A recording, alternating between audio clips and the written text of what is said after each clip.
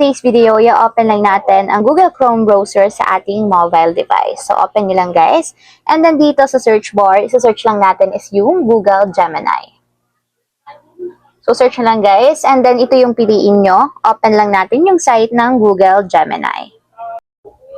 And ayan guys, pagka-open ng website or site ng Google Gemini, ang first step is kailangan mag-upload muna tayo ng photo na gagamitin natin as face reference. So make sure guys, photo siya or picture ng mother and daughter. So pili lang ako guys sa aking gallery or sa aking phone, upload files, then photos and videos. So pili lang ako. So tap nyo lang guys once na may napili na kayong image and wait nyo siya hanggang sa ma-upload. And ayan guys, ang second step naman natin is maglalagay na tayo ng prompts dito sa baba or yung pinaka-description.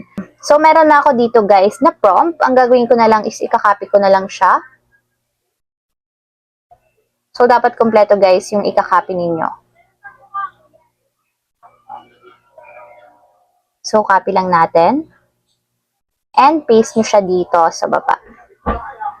And nga pala guys, yung prompt na ginamit ko dito is ilalagay ko na lang sa description box ng video na to. And doon, i-copy nyo yung prompt and then paste nyo din sa inyong phone sa Google Gemini.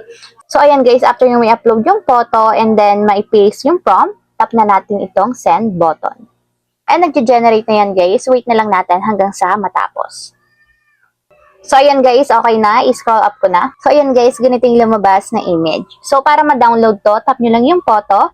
And tap nyo yung download or save button dito sa upper right corner. And automatic yan guys, masasave na siya sa ating mobile device.